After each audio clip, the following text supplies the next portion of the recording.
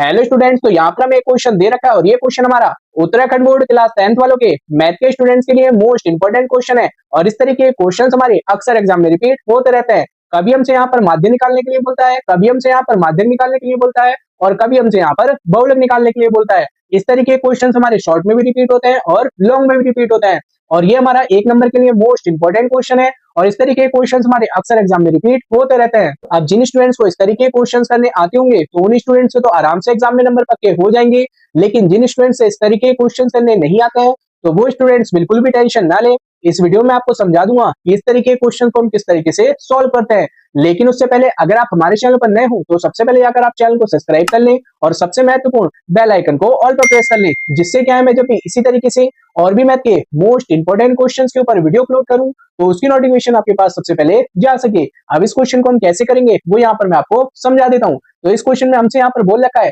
कि हमें यहाँ पर माध्य ज्ञात करना है और हमें यहाँ पर माध्यिका दे रखी है 45 और यहाँ पर हमें बहुलक दे रखा है 13। और यहाँ पर आप देख भी सकते हैं कि ये क्वेश्चन आपका 2020 में रिपीट हो चुका है और ये आपका इस साल के लिए मोस्ट इंपोर्टेंट क्वेश्चन है। तो यहाँ पर आप देख लेंगे इस क्वेश्चन को हम कैसे करेंगे। तो सबसे पहले जो हमें क्वेश्चन में दे रखा होगा उसको हम यहाँ पर नोट कर लेंगे। तो क्वेश्चन में हमें यहाँ पर माध्यिका दे रखी है, उसको हम यहाँ पर नोट कर लेते हैं कि माध्यिका में कितनी दे रखी है, यहाँ पर 45।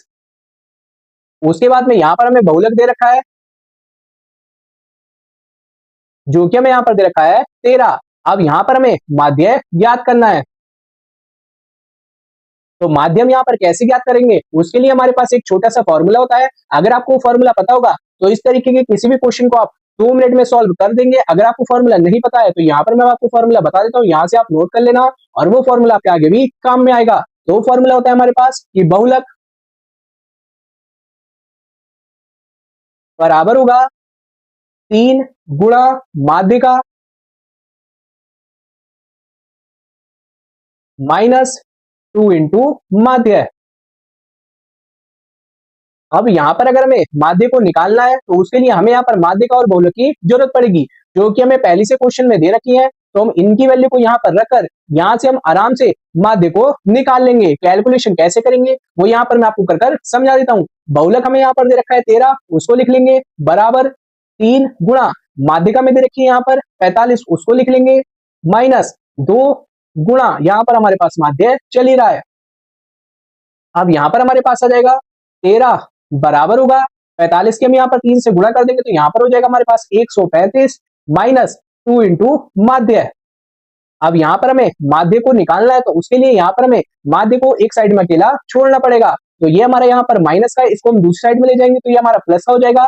और यहाँ पर 13 हमारा प्लस का है, इसको हम दूसरी साइड में ले जाएंगे तो ये हमारा माइनस का हो जाएगा। तो वही हम यहाँ पर करने वाले हैं कि 2 इंटू माध्य बराबर होगा 135 यहाँ पर था ये हमारे पास माइनस, ये हमारे पास प्लस का था, यहाँ पर जाकर माइनस का हो जाएगा। तो यहाँ पर हमारे पास आ जाएगा 2 गुणा माध्य बराबर होगा। अब यहाँ पर हम 135 में से 13 को घटा देंगे तो यहाँ पर आ जाएगा हमारे पास 122। अब यहाँ पर हमें माध्य की वैल्यू को निकालना है तो उसके लिए यहाँ पर जो हमारे पास 2 मल्टीप्लाई में है इसको हम डिवाइड में ले जाते हैं। तो यहाँ पर हमारे पास आ जाएगा माध्य बराबर होगा 122 अपॉन 2 के।